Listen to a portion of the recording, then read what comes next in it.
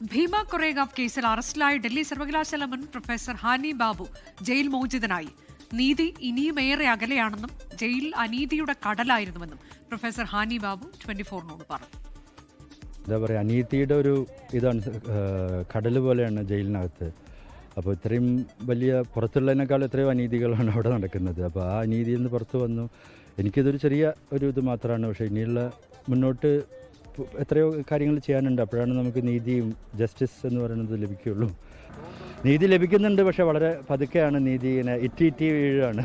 അനീതിയുടെ ഒരു കടലിലേക്ക് ചെറിയ ഇങ്ങനെ ഒരു ഡ്രോപ്പായിട്ടാണ് വരുന്നത്.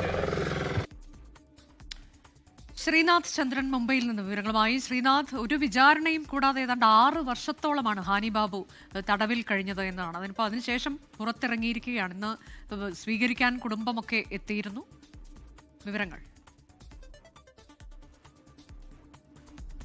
അനുജ, കൃത്യമായി പറഞ്ഞാൽ 5 വർഷവും 7 മാസവും ജയിലിൽ കഴിഞ്ഞതിന് ശേഷമാണ്, വിചാരണ പോലും ഇല്ലാതെ ജയിലിൽ കഴിഞ്ഞതിന് ശേഷമാണ് ഇപ്പോൾ പ്രൊഫസർ ഹാനി ബാബു തലോജ ജയിലിൽ നിന്ന് പുറത്തേക്ക് വന്നത്. അദ്ദേഹത്തിൻ്റെ ഭാര്യയും മകളും ഒപ്പം ഈ കേസിൽ തന്നെ അറസ്റ്റിലായി ദീർഘകാലം ഇതുപോലെ ജയിലിൽ കഴിയേണ്ടി വന്ന റോണ വിൽസണും അദ്ദേഹത്തെ സ്വീകരിക്കാനായി ജയിലിലേക്ക് എത്തിയിരുന്നു. അവർ അവിടെ നിന്ന് അല്പസമയം മുമ്പാണ് അവിടുന്ന് പോവുകയും ചെയ്തത്. വലിയൊരു അനീതി താൻ നേരിട്ടു എന്നതാണ് അദ്ദേഹം പറയുന്നത്. ജയിൽ അനീതിയുടെ ഒരു കടലായി തനിക്ക് അനുഭവപ്പെട്ടു എന്നതാണ് അദ്ദേഹം പറയുന്നത്. നീതി ഇനിയും ഏറെ അകലെയാണ് എന്നതാണ് അദ്ദേഹത്തിൻ്റെ ഒരു കാഴ്ചപ്പാട്. മാത്രമല്ല, ജയിൽ വാസ കാലയളവിൽ അദ്ദേഹം കടന്നുപോയ ചില സംഭവങ്ങൾ കൂടി അദ്ദേഹം പങ്കുവയ്ക്കുകയുണ്ടായിരുന്നു. കോവിഡ് കാലത്ത് അദ്ദേഹത്തിന് ഗുരുതരമായ ആരോഗ്യ പ്രശ്നങ്ങൾ ഉണ്ടായത് നമ്മൾ വാർത്തകൾ അറിഞ്ഞതാണ്. പിന്നീട് അദ്ദേഹത്തിൻ്റെ ഭാര്യ അടക്കമുള്ളവർ പുറത്ത് നടത്തിയ നിയമ പോരാട്ടങ്ങളിലൂടെയും പലതരത്തിലുള്ള സമ്മർദ്ദത്തിലൂടെയുമാണ് അദ്ദേഹത്തിന് ചികിത്സ പോലും ലഭ്യമായത്. അങ്ങനെയാണ് ഒരു മരണത്തെ മുഖാമുഖം കണ്ടതിന് ശേഷം താൻ തിരികെ ജീവിതത്തിലേക്ക് വന്നത് എന്ന് അദ്ദേഹം പറയും. നമുക്കറിയാം, ഭീമ കൊറേഗാവ് സംഭവം 2017 ഡിസംബർ 31 നടന്ന എൽഗാർ പരിഷത്ത്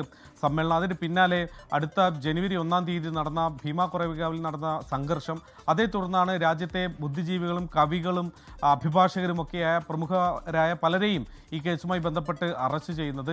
അതിൽ തന്നെ മാവോയിസ്റ്റ് ബന്ധം, ഒപ്പം പ്രധാനമന്ത്രി നരേന്ദ്രമോദിക്കെതിരെ ഗൂഢാലോചന നടത്തി എന്നതടക്കമുള്ള പലവിധമായ കുറ്റങ്ങളാണ് ഇവർക്കെതിരെ ചുമത്തിയത്. പലപ്പോഴും ഡിജിറ്റൽ തെളിവുകളാണ്. ഇപ്പോൾ ഹാനി ബാബുവിൻ്റെ കാര്യമായ പോലും അദ്ദേഹത്തിൻ്റെ എതിരെ ചില ഡിജിറ്റൽ തെളിവുകൾ ഉണ്ട് എന്നതാണ് കണ്ടെത്തിയത്. പക്ഷേ അമേരിക്കയിലെ ചില ഏജൻസികൾ നടത്തിയ പരിശോധനയിൽ അത്തരം ഡിജിറ്റൽ തെളിവുകൾ അതിലേക്ക് പ്ലാന്റ് ചെയ്തതാണ്, അതിലേക്ക് സ്ഥാപിച്ചതാണ് എന്നതടക്കമുള്ള വിവരങ്ങൾ ഈ ഘട്ടത്തിലൊക്കെ പുറത്തു വന്നതുമാണ്. അതാണ് ഇപ്പോഴും ഹാനി ബാബു അടക്കമുള്ളവർ വാദിക്കുന്നത്. ഇത്തരം തെളിവുകളൊക്കെ കൃത്രിമമായി ഉണ്ടാക്കിയെന്ന വാദമാണ് അവർ ഈ ഘട്ടത്തിലും ഉന്നയിക്കുന്നത്. അതുകൊണ്ട് ഇനിയിപ്പോൾ മുന്നോട്ട് ദീർഘമായ നിയമ പോരാട്ടം ഇനിയും അങ്ങോട്ടുണ്ട്. തൽക്കാലം ജാമ്യം മാത്രമാണ് ലഭിച്ചത്. അനുജ, 1955 ദിവസം വിചാരണയില്ലാതെ ജയിലിൽ കഴിഞ്ഞതിന് ശേഷമാണ് പ്രൊഫസർ ഹാനി ബാബു ഇന്ന് പുറത്തിറങ്ങിയത്.